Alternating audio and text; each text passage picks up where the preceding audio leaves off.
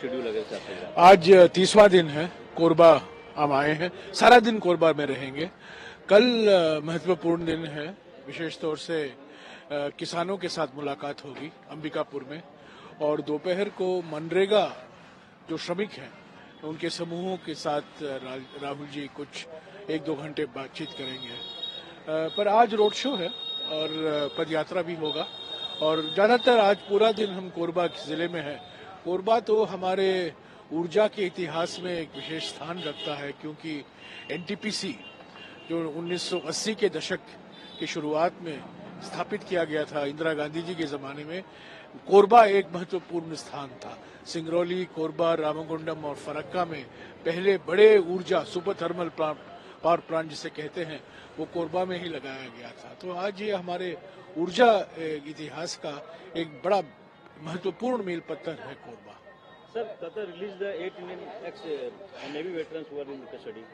हाँ, मैंने उसके बारे में ट्वीट भी किया है। हमारी पार्टी की ओर से हम सभी देशवासियों के साथ राहत है, हमें खुशी है कि इनको रिहा कर दिया गया है और वो वापस आ गए हैं, और हम उनको और उनके परिवारों को शुभकामनाएं का संदेश भेजते हैं।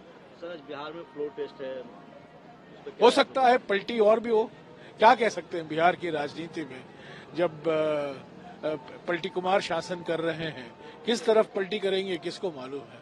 तो पर फ्लोर टेस्ट होना जरूरी है। और देखिए, झारखंड में 5 तारीख को ही फ्लोर टेस्ट कराया गया था और बिहार में 12 तारीख तक समय दिया गया था। तो ये भी एक साजिश है। क्या उम्मीद आप लोग क्या लग रही है? नहीं, जो कुछ होना है होगा, जो कुछ होना है होगा। ये जो ऑपरेशन लोटस चल रहा है, हमारे पार्टी को तोड़ने में लगे हुए हैं, बीजेपी आरजेडी को तोड़ने में लगे हुए हैं और छोटे छोटे दलों को तोड़ने में लगे हुए हैं, वो सफल होंगे। हमारी इंडिया ब्लॉक एकजुट रहेगी। सर, जो किसान है वो दिल्ली की तरफ कूच कर रहे हैं, हालांकि कहा जा रहा है कि जो केंद्रीय कृषि मंत्री हैं उनसे बातचीत करते तैयार है। ये सब दिखावा है।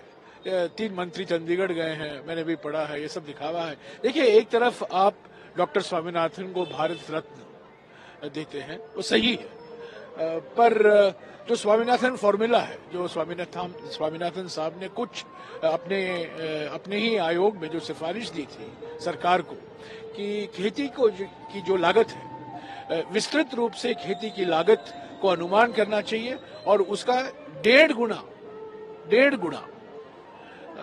एमएसपी घोषणा करना चाहिए। 1.5 गुना ज्यादा एमएसपी लागू करना चाहिए और उसकी घोषणा होनी चाहिए, और एमएसपी को एक कानूनी दर्जा दिया जाना चाहिए।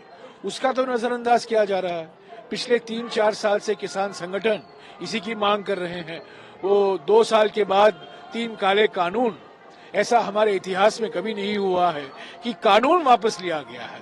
विधेयक अगर बिल है वापस लिया जाता है, मसौदा वापस लिया जाता है। जब कानून पारित हुआ है राज्यसभा में, लोकसभा में, उसको वापस लेना पड़ा प्रधानमंत्री को।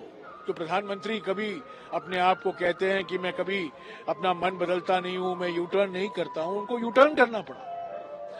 तो किस आधार पर उन्होंने ये कानून वापस लिए? उन्होंने किसान संगठनों को आश्वासन दिया कि हम आपकी मांगों पर विचार करेंगे, बातचीत होगी और एक निर्णय लिया जाएगा। 2 साल हो गए, 2.5 साल हो गए हैं। एमएसपी को कानूनी दर्जा देना और एमएसपी तय करना स्वामीनाथन साहब के फॉर्मूले के आधार पर, यानी कि खेती की लागत जो है, विस्तृत रूप से खेती की लागत को अनुमान कीजिए और उसका 1.5 गुना एमएसपी की घोषणा कीजिए। ये नहीं हुआ है।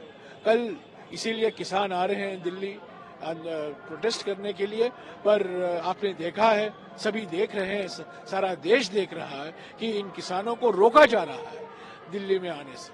सर, शरद पवार ने ये कोई देशद्रोही नहीं है, ये भारतवासी हैं, किसान हैं, हमारे देश के रीढ़ हैं, अन्नदाता हैं, और उनके साथ ऐसा व्यवहार किया जा रहा है हमारे मोदी सरकार की ओर से। सर, शरद पवार ने एक बयान दिया और कहा है कि चुनाव आयोग ने जो पार्टी उन्होंने बनाई थी वो पार्टी उनसे छीन कर किसी दूसरे के हाथों में दे दी है सिंबल। चुनाव आयोग का क्या कहना, संवैधानिक संस्था, निष्पक्ष संस्था, पर जिस तरीके से चुनाव आयोग व्यवहार कर रहा है, देखिए 6 महीने से हम मांग कर रहे हैं चुनाव आयोग से कि हमें 15 मिनट, 20 मिनट, 25 मिनट का टाइम दीजिएगा कि ताकि हम आपको अवगत कराएं हमारी मांग क्या है वीवीपैट के बारे में। ईवीएम हम ईवीएम को रोकना नहीं चाहते, पर ईवीएम को और कैसे मजबूत करें और जनता का जो विश्वास है हमारे ईवीएम पर, उसको और कैसा हम बढ़ाएं, विश्वास बढ़ाएं, हौसला बढ़ाएं वीवीपैट के माध्यम से। हमें टाइम ही नहीं मिल रहा है, हमसे मिलने से इनकार कर रहे हैं, तो किनके इशारे पर वो मिलने से इनकार कर रहे हैं? तो ये एक संवैधानिक संस्था है, एक निष्पक्ष संस्था है, और मुझे अफसोस के साथ कहना पड़ता है कि ये संस्था हमें कोई विश्वास नहीं दिलाता। सर, एक आखिरी सवाल है, अब पंजाब में भी आम आदमी पार्टी ने कहा है कि सभी सीटों पर चुनाव बातचीत जारी है, सीट फॉर्मूला बातचीत जारी है, टीएमसी के साथ, आम आदमी पार्टी के साथ, सभी इंडिया दलों के साथ बातचीत चल रहा है, कोई अंतिम निर्णय नहीं लिया गया है।